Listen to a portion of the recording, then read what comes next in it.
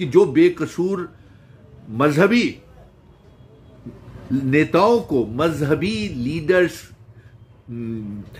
उलमाओं को, मौलवियों को जो गिरफ्तार किया हुआ है और उनके खिलाफ जो केसेस नहीं है, ईदगाह में नमाज नहीं पढ़ने दी जाती।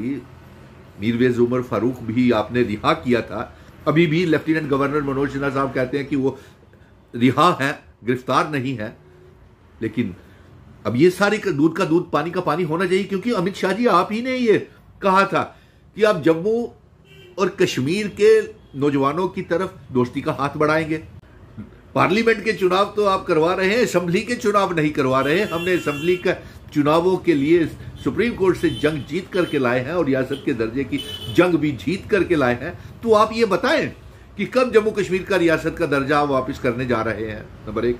नंबर दो, कब जम्मू कश्मीर में हम ये कह चाहते हैं कि पार्लियामेंट के चुनावों के साथ असेंबली के चुनाव करवाए जाएं। कि अभी डांगरी के हमले जिनके शिकार परिवारों को भी अभी इंसाफ नहीं मिला है, और आज इनको भी शहादतें जिनकी हुई हैं और जिनको बेकसूर लोगों को अस्पतालों से सुनने में आया है कि सिक्योरिटी फोर्सेस फिर से उठा करके ले गई है, तो उनकी सुनवाई किसी जज के तहत, जुडिशियल मैजिस्ट्रेट के अगुवाई में ये सुनवाई होनी। माननीय होम मिनिस्टर अमित शाह जी, आप 9 जनवरी मंगलवार के दिन जम्मू में आ रहे हैं। बड़ी अच्छी बात है। हम ये चाहते हैं कि आप जम्मू में दौरा करें और सुरक्षा का जायजा लें, क्योंकि जम्मू कश्मीर में इस समय दहशत का माहौल बना हुआ है और खास तौर के ऊपर पुंछ, राजौरी, टोपीपुरा, डांगरी, स्वरनकोट, मेंढर में एक लोगों में दहशत का माहौल, मायूसी, तनाव, गुस्सा, मातम सा छाया हुआ है पूरे जम्मू कश्मीर में। क्योंकि एक तरफ अगर सुरक्षा बलों की शहादतें हो रही हैं, तो दूसरी तरफ से मासूम इनोसेंट सिविलियंस की भी शहादतें ले ली गई। जिस तरीके से 3 परिवारों को, शबीर, शफीर, शौकत के परिवारों वालों को इंसाफ नहीं मिला अभी तक, और 15 लोगों को, बेगुनाह लोगों को, उन वहां के पेंचिस, सरपंचिस, डीडीसी मेंबर, तमाम लोगों का यह कहना है कि ये लोग बेकसूर थे जिनकी शहादत ले ली गई।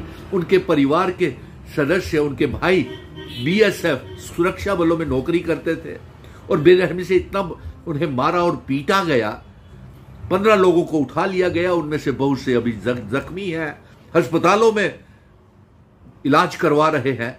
3 मासूम शौकत, शबीर, सफीर की शहादत हो गई।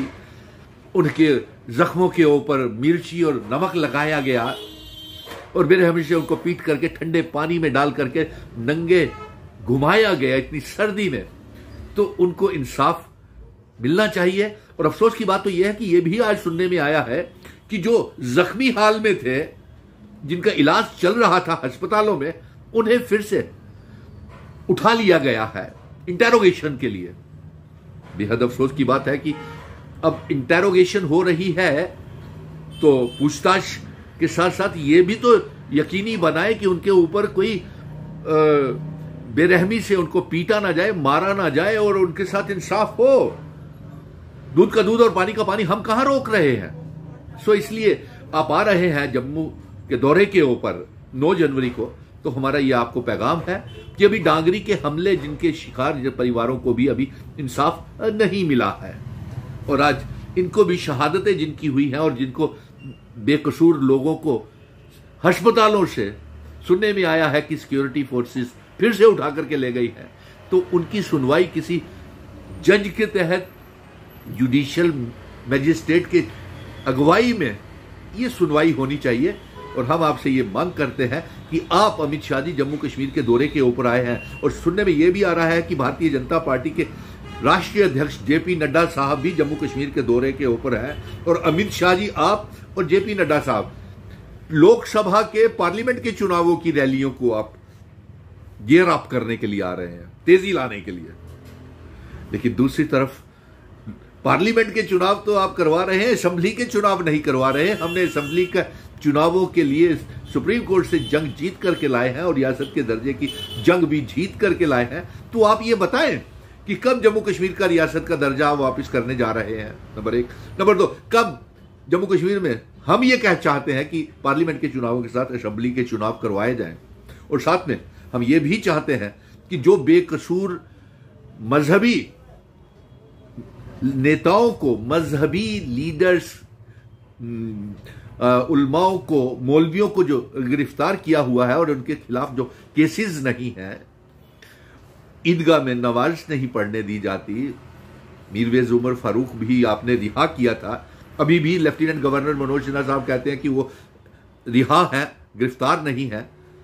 लेकिन अब ये सारी दूध का दूध पानी का पानी होना चाहिए, क्योंकि अमित शाह जी आप ही ने ये कहा था कि आप जम्मू और कश्मीर के नौजवानों की तरफ दोस्ती का हाथ बढ़ाएंगे, और प्रधानमंत्री मोदी जी ने ये खुद ही ये कहा था कि वो जम्मू कश्मीर और दिल्ली के बीच में दिलों की दूरियां कम करना चाहते हैं। तो इसलिए हम ये कहेंगे कि आप कॉन्फिडेंस बिल्डिंग मेजर्स के तौर के ऊपर मजहबी मौलवी उलमाओं को, खुतवाइयों को रिहा करें, और साथ में हम ये भी कहेंगे कि आप तो कह रहे हैं कि विकसित भारत संकल्प यात्रा के लिए आ रहे हैं जम्मू में, तो भारत विकसित संकल्प यात्रा विकसित कैसे होगा जब एक तरफ इनोसेंट किलिंग्स हैं, सुरक्षा बलों की शहादतें हैं, नमाज पढ़ते हुए एसएसपी मार दिए जाते हैं, कर्नल शहीद हो जाते हैं, कर्नल के साथ major, lieutenants, Jammu Kashmir police के डीएसपी शहीद होते हैं, और फिर उसके ऊपर पार्लियामेंट के चुनाव होने चाहिए, हम कहां इनकार कर रहे हैं, उसके साथ साथ असेंबली के भी होने चाहिए, हम कहां इनकार कर रहे हैं। लेकिन ऐसे मातम के माहौल में, ऐसी शहादतें के माहौल में, ऐसे मायूसी में, तनाव में, गुस्से में और दहशत के माहौल में इंसाफ अवाम को मिलना चाहिए।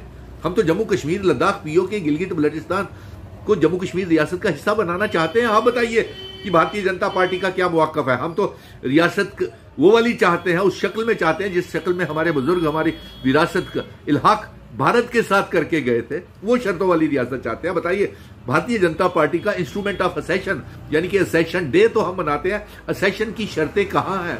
असेशन की शर्तें कब लागू करेंगे? हम अपनी जमीनों की हिफाजत, और आपसे साफ कहते हैं, हम अपनी जमीनों की और नौकरियों की हिफाजत करेंगे, असेंबली में ऑर्डिनेंस पास करेंगे और जमीनों की, नौकरियों की, और साथ में इल्हाक की शर्तों भी लागू करवाने के लिए करेंगे। हम ऑर्डिनेंस पास करके कानून पास करेंगे, और जल्द ही आप भी 370 को गालियां देते रहे, जगदीप धनखड़ जी भी आए, वो भी 370 को कोसते रहे, यानी कि 370 का जिन अभी गया नहीं है वो सोने नहीं दे रहा भारतीय जनता पार्टी को। लेकिन आपकी जानकारी के लिए हम बता दें कि 370 को लेकर के जल्द ही हमारे कानून के जानकार रिव्यू पिटीशंस दायर करने जा रहे हैं, नंबर एक। नंबर दो, आपको जो पहला पैगाम हम देना चाहते हैं वो ये है कि पुंछ के जिले के वो जो सिविलियंस की किलिंग है, उनको इंसाफ मिलना चाहिए, उनके परिवार वालों को इंसाफ मिलना चाहिए। नंबर दो, आपने बेरोजगारी दूर करने का वादा किया था, मिनिमम